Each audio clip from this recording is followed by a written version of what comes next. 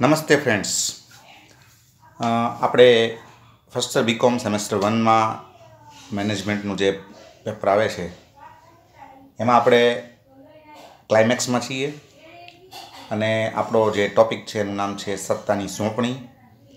અને એ સત્તાની સોંપણીના જે ટાઇટલ છે એના નીચે આપણે જુદા જુદા જે કાંઈ મુદ્દાઓની ચર્ચા કરવાના છીએ એમાં હવે આપણે વાત કરવાના છીએ કેન્દ્રીકરણ અને વિકેન્દ્રીકરણ. બરાબર છે. જેને અંગ્રેજીમાં કહેવાય છે કેન્દ્રીકરણને કહેવાય છે સેન્ટ્રલાઇઝેશન અને વિકેન્દ્રીકરણને કહેવાય છે ડિસેન્ટ્રલાઇઝેશન. તો કેન્દ્રીકરણ શું છે, વિકેન્દ્રીકરણ શું છે? બંને અપોઝિટ છે. બરાબર છે. અને બંને આમ તમે એમ કહી શકો કે આખા અલગ અલગ વિરુદ્ધના કહી શકાય એવા બંને કન્સેપ્ટો છે.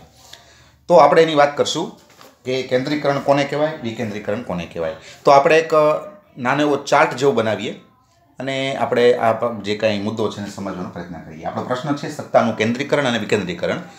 પરીક્ષામાં પ્રશ્નના મોટાભાગે તફાવતમાં પણ પૂછાય કે કેન્દ્રીકરણ અને વિકેન્દ્રીકરણ વચ્ચેનો તફાવત સ્પષ્ટ કરો. ક્યારેક સેપરેટ કેન્દ્રીકરણ પણ પૂછે કે કેન્દ્રીકરણના ફાયદા મર્યાદા સમજાવો અથવા વિકેન્દ્રીકરણ છે એના ફાયદા મર્યાદા વગેરે વગેરે સમજાવો. તો આપણે અહીંયા એને જનરલી એકી સાથે સમજવાનો પ્રયત્ન કરીશું. બરાબર છે. તો પહેલાં આપણે વાત કરીએ, આ રીતે આપણે આખો ચાર્ટ બનાવીએ.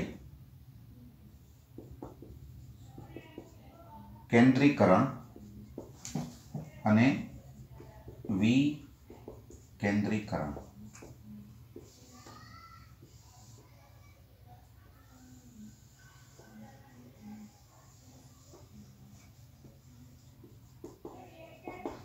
બરાબર. એમાં પહેલા લઈએ આપણે અર્થ.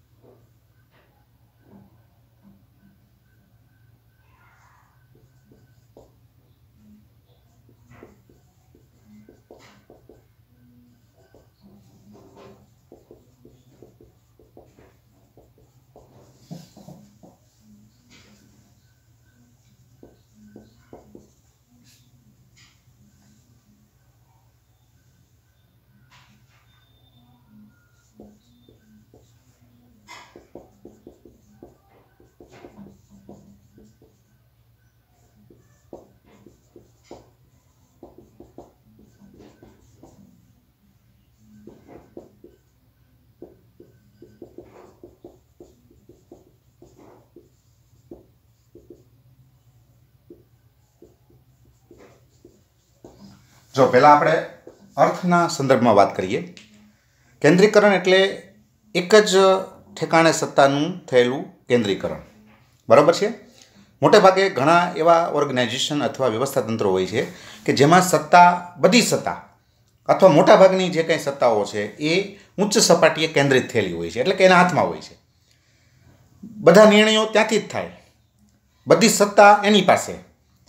ફોલોઅર્સ અથવા તાબેદારો જે છે, હાથ નીચે કામ કરતા કર્મચારીઓ, એણે કાંઈ પણ કામ કરવું હોય તો એણે ઉપર પૂછવું પડે, એ મંજૂરી આપે અથવા એ જે કે એ પ્રમાણે કામ કરવું પડે. તાબેદારો પાસે કોઈ સત્તા હોતી નથી. એની પાસે કોઈ નિર્ણય લેવાની સત્તા હોતી નથી.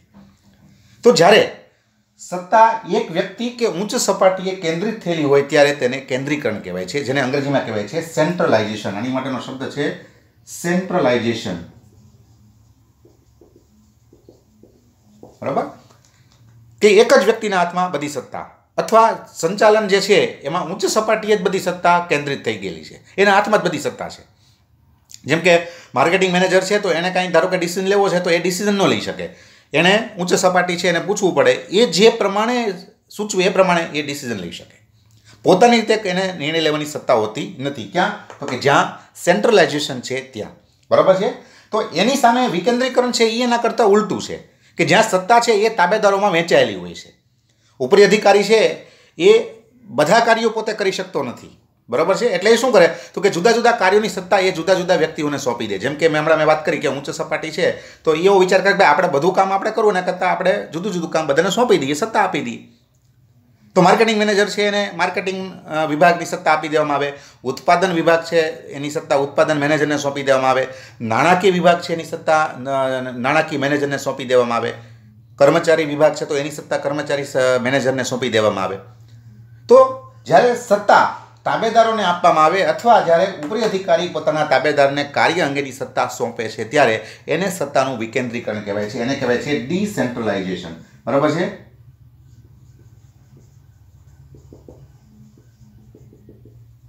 બરાબર? આ ડિસેન્ટ્રલાઇઝેશન. તો એક જ વ્યક્તિના હાથમાં સત્તા અથવા ઉચ્ચ સપાટીએ સત્તા એટલે કેન્દ્રીકરણ. સત્તા જ્યારે તાબેદારોને આપવામાં આવે ત્યારે વિકેન્દ્રીકરણ. આપણે એનો એક નાનો અહીંયા ચાર્ટ તમારી સામે લઈએ.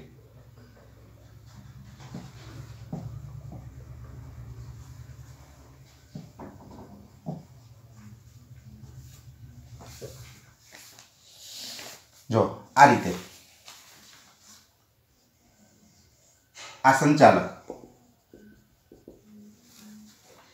પછી આ એના નીચે કામ કરતા ફોર એક્ઝામ્પલ 4 વિભાગ. બરાબર? ઉત્પાદન વિભાગ, પછી ફોર એક્ઝામ્પલ વેચાણ વિભાગ, પછી ફોર એક્ઝામ્પલ નાણાં વિભાગ અને ફોર એક્ઝામ્પલ કર્મચારી વિભાગ. બરાબર? આ સેન્ટ્રલાઇઝેશન. બરાબર?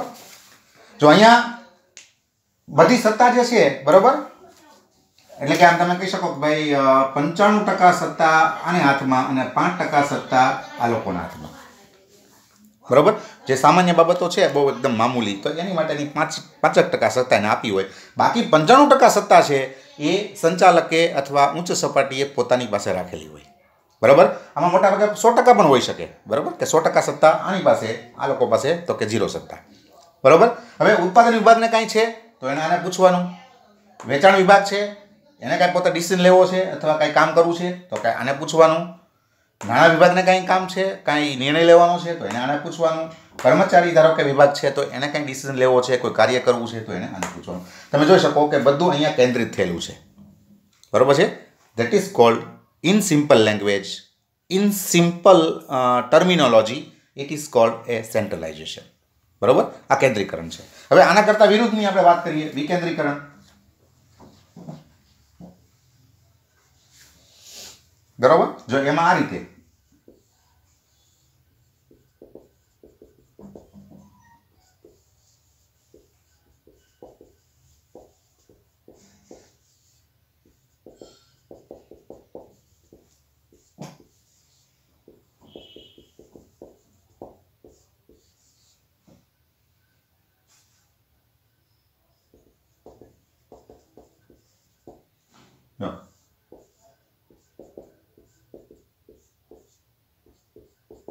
આપણે કેન્દ્રીકરણની વાત કરીએ તો આ એનો સમજવા માટે જસ્ટ ફોર યોર અન્ડરસ્ટેન્ડિંગ આ એક ચાર્ટ છે. બરાબર? કે અહીંયા સંચાલકે જુદા જુદા એના 4 વિભાગોને સત્તા આપી દીધી છે. આની પાસે ફક્ત 10% સત્તા, 80% સત્તા કોની પાસે તો કે આ લોકો પાસે, જે મહત્વના છે, એકદમ મહત્વના. બરાબર?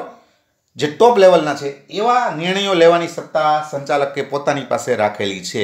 બાકીની તમામ સત્તા એણે એના તાબેદારો અથવા એના હાથ નીચે કામ કરતા જુદા જુદા વિભાગોને સોંપી દીધી છે.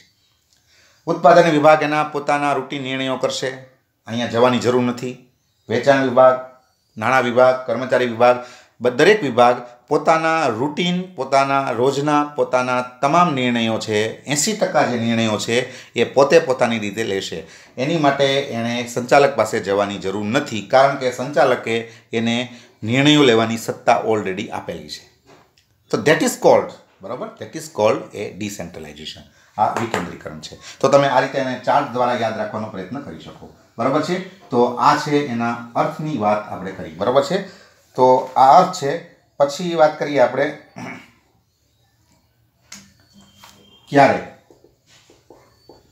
ક્યારે સેન્ટ્રલાઇઝેશન, ક્યારે ડિસેન્ટ્રલાઇઝેશન, બરાબર છે. તો કે ફોર એક્ઝામ્પલ જોઈએ તો કે મહત્વના નિર્ણયો લેવાના હોય પછી નાનું એકમ હોય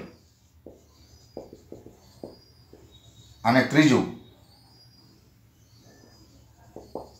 આપ ખુદી માન્યતા ધરાવતા હોય, બરાબર.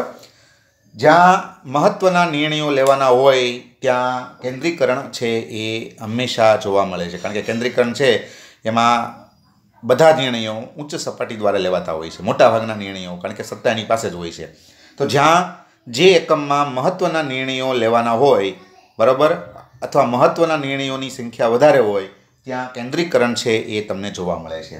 બીજું નાનું એકમ હોય તો ત્યાં કેન્દ્રીકરણ હોય, કારણ કે સંચાલક પોતે જ બધું હેન્ડલ કરી શકે એટલે પોતાની પાસે બધી સત્તા રાખતો હોય છે.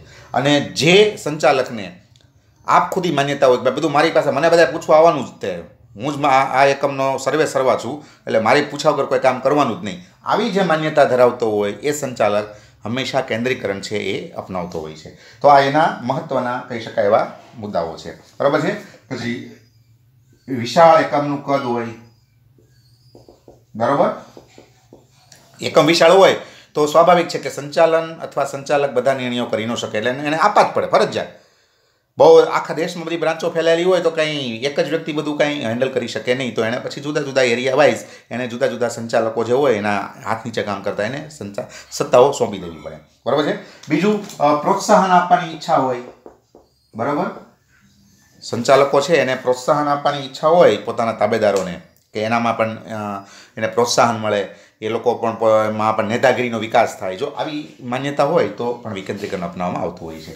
તો આ પણ તમે આ રીતે એને મહત્વના નિર્ણયો જોઈ શકો, બરાબર છે. પછી આપણે લઈએ એના કેટલાક ફાયદાઓ અને એની મર્યાદાઓ શોર્ટમાં, બરાબર છે. ફાયદાઓ,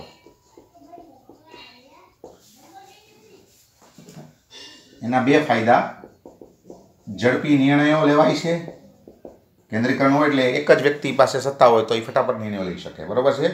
પછી રહસ્યો જે હોય એ રહસ્યોની જાળવણી પણ શક્ય બને છે, કારણ કે એક જ વ્યક્તિ છે એ બધું પોતે હેન્ડલ કરતો હોય એટલે ધંધાના સિક્રેટ છે એ લીક થતા નથી, બરાબર છે. ત્રીજું, નાના એકમ માટે અનુકૂળ, જે નાનું એકમ હોય એની માટે કેન્દ્રીકરણ છે એ અનુકૂળ બને છે, બરાબર છે. પછી સરળ સંચાલન, કારણ કે એક જ વ્યક્તિ બધું અહીંયા સત્તા ધરાવે, એક જ વ્યક્તિ બધું હેન્ડલ કરે એટલે સરળ રીતે સંચાલન કરી શકાય છે. અને નંબર 5 જોવા જઈએ તો અસરકારક અંકુશ,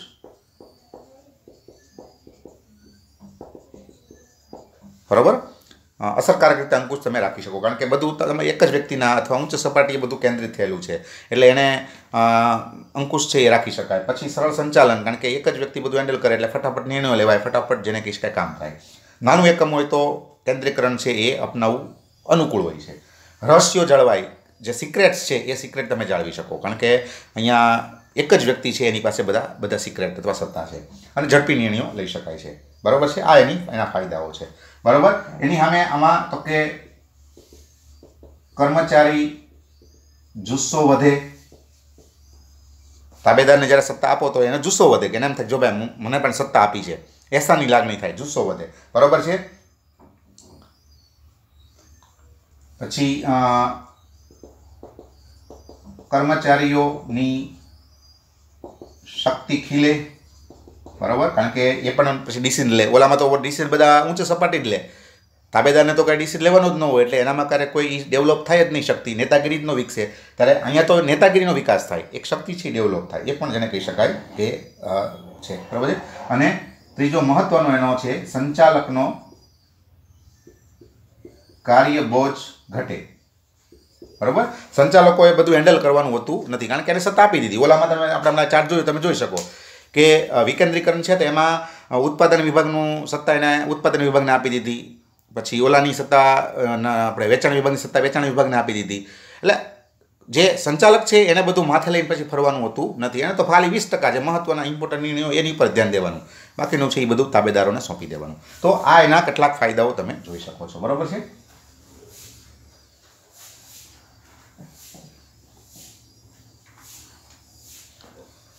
અને હવે એની મર્યાદાઓ.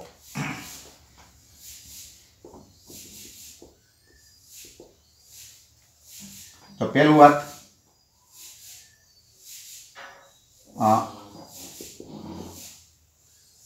આપખુદ વર્તન, પછી અયોગ્ય નિર્ણયોની શક્યતા,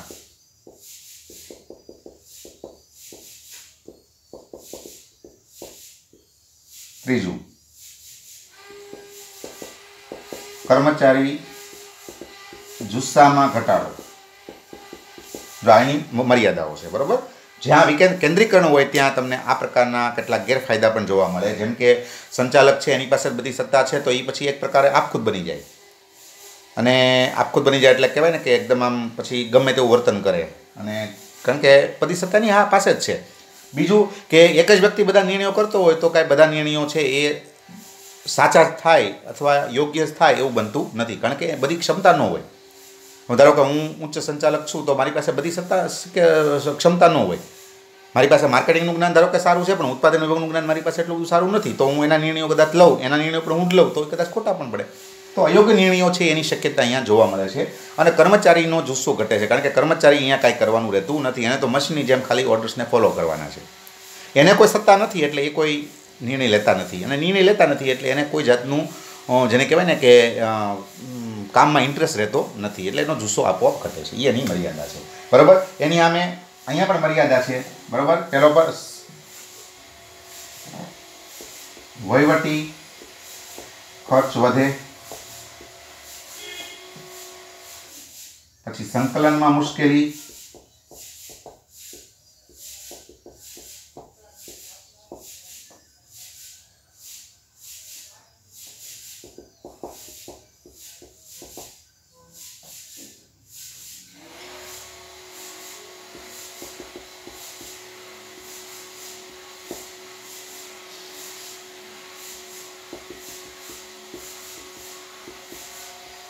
આ એના વિકેન્દ્રીકરણના કેટલાક ગેરફાયદાઓ છે. બરાબર. પહેલું તો તમારે લાયક માણસો લાવવા પડે, કારણ કે તમારે બધું કામ કરવાનું નથી. બરાબર. તમારે જુદા જુદા લોકો પાસેથી કામ કરાવવાનું છે વિકેન્દ્રીકરણમાં. તો લાયક માણસો લાવવા પડે તો ખર્ચો વધે, કારણ કે લાયક માણસો છે તમારે એને ઊંચું રેમ્યુનરેશન આપવું પડે.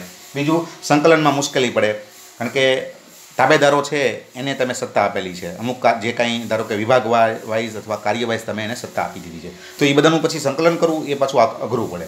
બીજું, જ્યારે કટોકટીની પરિસ્થિતિ હોય તો એવા સમયમાં આ પદ્ધતિ છે એ બિનઉપયોગી છે, કારણ કે અહીંયા તમે કાંઈ પહેલાં ધારો કે તાબેદાર છે એ નિર્ણય લે, પછી ખાલી એક જેને કહેવાય કે ફોર્માલિટી ખાતર તમને જાણ કરે, તો એ બધામાં સમય થાય.